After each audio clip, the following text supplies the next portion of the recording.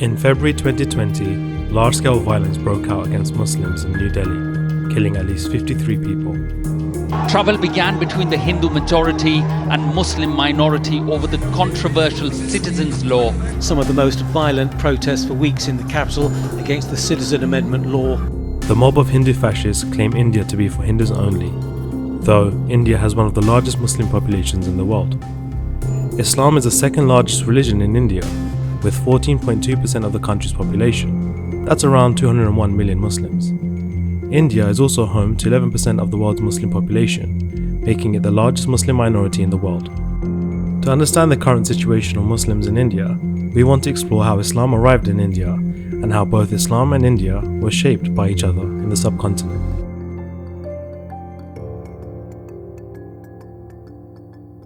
Before we continue, please subscribe to our YouTube channel and turn on notifications to receive all of our latest videos. The presence of Arab traders in India is as old as the monsoon. Traders used to come annually with the monsoon birds and built the first two mosques in India early after the advent of Islam in the Hijaz, building the Barwada Mosque in Gujarat before 623 and the Cheraman Juma Mosque in Kerala in 629. In 672, Muhammad bin Qasim from the Hijaz was the first Muslim general to come to the Indian subcontinent, managing to reach Sindh. The main influx of Islam into India comes during this time of the Umayyad period, so about 100 years after the Holy Prophet of Islam. There was a connection and a big influence of Islam, and particularly of the Sadat, the family of the Holy Prophet Islam, who moved there and brought in their influence in various different ways. A series of military campaigns by the neighbouring empires such as the Ghaznavids and the Ghurids eventually led to the establishment of the Islamic Delhi Sultanate in 1206. Islam spread through a complex process through an extended period of time. While Islam came to an extent from migrants, traders and marriages with people from the Iranian Plateau and the Arabian Peninsula, some people embraced Islam as a movement for social liberation from the caste system, or for pragmatic reasons such as patronage from the ruling elite.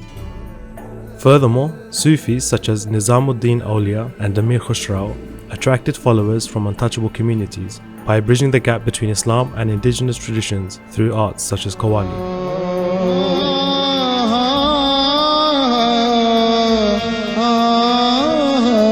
The largest concentration, about 47% of all Muslims in India, live in three states of Uttar Pradesh, West Bengal and Bihar.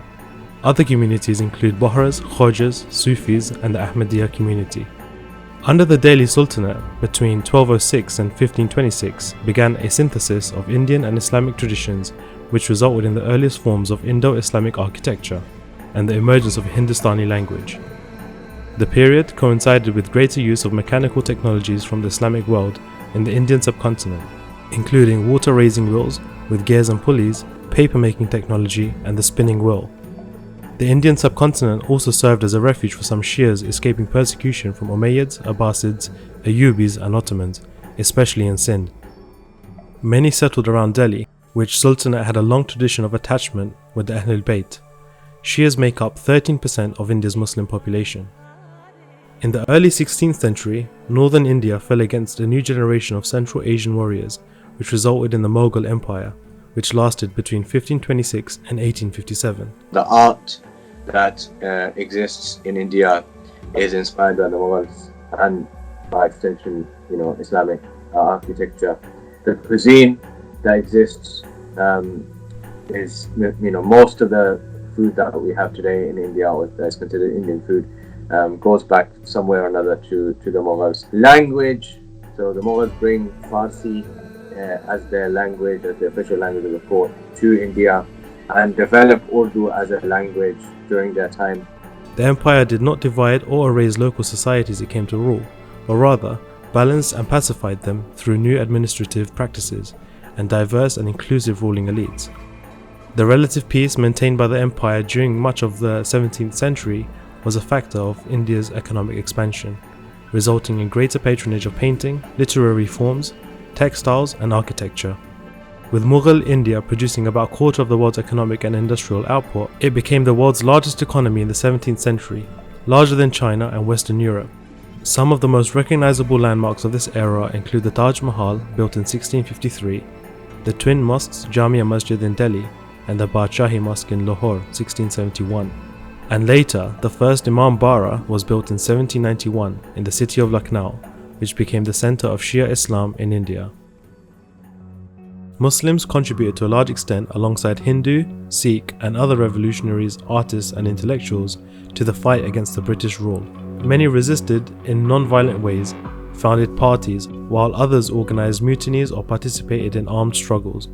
However, the partition of India, a process which was accelerated and whose boundaries were designed by the British, resulted in a struggle between the newly constituted states of India and Pakistan and displaced up to 12.5 million people, with estimates of loss of life varying from several hundred thousand to 2 million. All the leaders of independence, whether it's Jinnah or Gandhi or Nehru or Patel, are all equally responsible for aiding the communal idea, the idea of Hindus and Muslims being separate communities. 1947 comes, it leads to the biggest mass migration of human beings in the 20th century.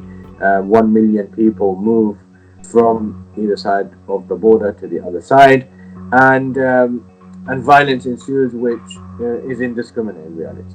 Although relationships of Muslims with non-Muslim communities has a complex history, historians agree that the partition was a major trigger to underlying sectarian tensions, which resulted in large-scale violence. Since then, India has been shaken by occasional riots, temples and mosque demolitions, and massacres perpetrated by extremists from various factions.